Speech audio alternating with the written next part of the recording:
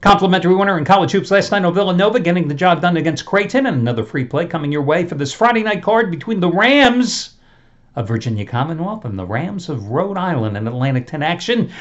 Haven't been here for a while, but hey, I figured we got this little football game being played in Minneapolis this weekend. You may have heard about it. I think Patriots and Eagles. So what the hell? I figured I'd show up today, tomorrow, the next day, do some video reports.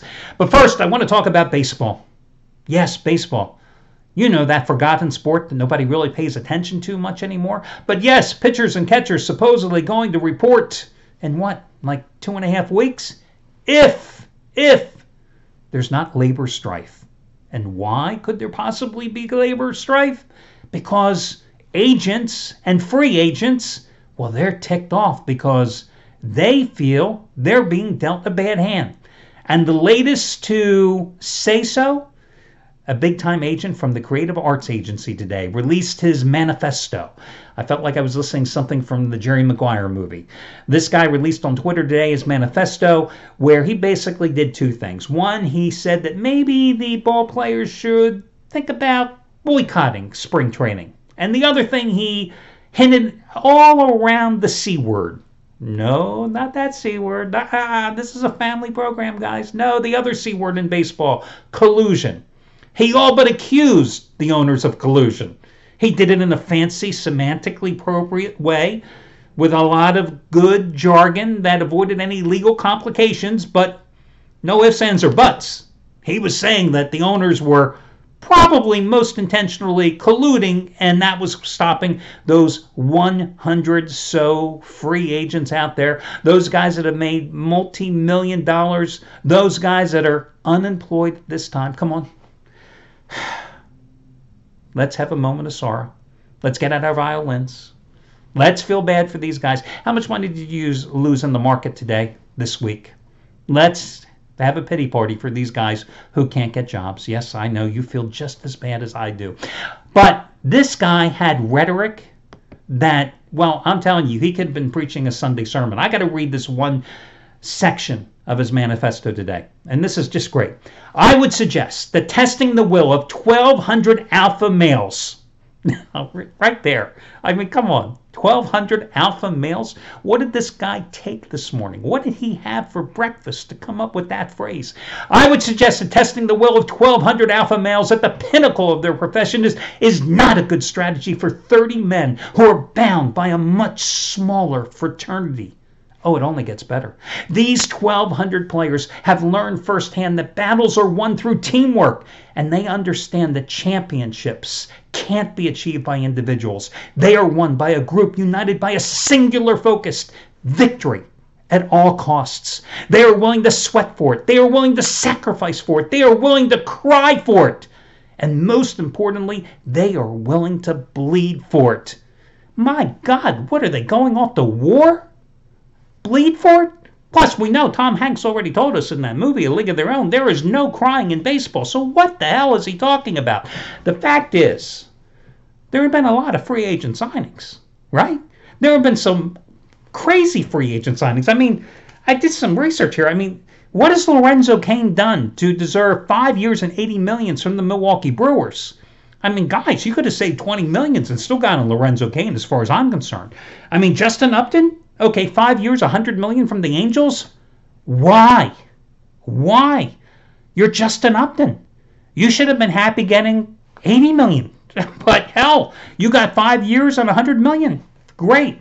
And look at the relief pitchers. Listen, if you're a relief pitcher this year, that is where the market has gone. I mean, some of these relief pitchers. Has there been collusion if you're Wade Davis and you got 3 years and $52 million from the Colorado Rockies? If you were Tommy Hunter and you got 2 years and $18 million from the Philadelphia Phillies?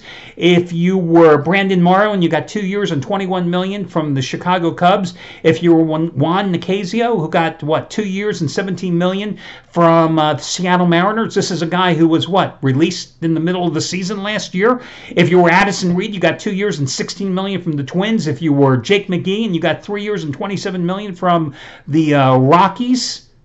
Tyler Chatwood, 3 years and $38 million to be a starting pitcher for the Cubbies. The money was out there, especially if you were a fourth or fifth tier starter. If you were a good bullpen guy. But that's what the market was dictating. The problem is, reality is finally struck here for a lot of general managers who realize their job security is based in large part on not making stupid free agent signings. You know, that's what makes their job longevity shrink. Instead of giving these aging pitchers these multi-year deals, when suddenly these guys, these starting pitchers whose velocity drops as they reach those age 34, 35, 37 seasons, these hitters whose power production and RBI production drops as they hit their 35, 36, 37 year seasons, you can't be paying these guys money just because you want them now. Because what happens in past years, we've seen all these aging veterans trying to be discarded one way or another by these teams. That's not how baseball economics works anymore. So you're going to see a lot of veterans not being able to find jobs because you have the haves, the big name teams, Yankees at the top, right? Dodgers at the top. But those teams are approaching the 197 million luxury tax cap, right? Then you have the have-nots, all the teams at the bottom who have realized that, hey, these free agents aren't going to really help us. We've got to rebuild through the draft by bringing young guys up, using our farm system to revitalize the organization. So you got the mid-tier teams. It's a shrinking free agent marketplace, right? But Scott Boras and this guy today, these guys, they don't want to hear it because they've got clients they've got to worry about. You got guys like the Dodgers relief pitcher Kelly Jansen the other day who said, hey, maybe we got to think about a strike. Yeah, that's just what baseball needs. A sport that nobody really cares about, right? A sport of declining ratings. A sport that if March Madness could be extended to April or June Madness, or if the NFL could have legitimate games in July and August, nobody would give a damn about baseball. Because does anybody care about the World Series? Really? Other than the teams, cities of the teams that are playing in the World Series? Not really. Nobody cares. It's baseball. Nobody gives a damn about baseball. I love it because I can bet on it and make money, but nobody else gives a damn about it. Again, baseball has changed. The market has changed. Most of these guys are going to get contracts, but a lot of the older players, they are not going to get deals because the economics of baseball have changed. But these agents, I mean, again, 1,200 alpha males. Oh, I got to love that one. Anyway, let's move on to your complimentary play tonight. By the way, in terms of hot handicappers, how hot has Chris Jordan been? These double your wager releases, he has just been on an absolute roll. Going for winning day number 15 out of 21. Double your wager 2,000 star NBA winner number 26 out of 36, going back to last year underdog game of the year. Matches last night's double your wager 2,000 star college hoops winner number 13 and 17 on Washington over Arizona State. Tuesday's winner on Rider over Monmouth. Monday's winner on Southern Illinois over Drake. Last Sunday's winner on Washington over Washington State. They were all 2,000 star double your wager winners. You got them all for over half price, just like tonight's play, which you can get for over half price off by using coupon code Chris. Keep in mind, $1 bettors have made a little over $168,000 with his plays rated 1,000 stars or higher, dating back to the 2006 That's kind of long-term profit. And those same $1 bettors in all sports combined over the past 12 and a half, 13 months, they've won $66,000. All your other coupon codes, etc., are over on the homepage. Let's get to your complimentary play. The Rams of Rhode Island have won 13 straight games. The last two have not been easy ones. They barely got by UMass on the road 85-83 on Tuesday night as a 9.5-point chalk. And prior to that, they barely escaped with a 3-point win over Duquesne at home, laying 16.5.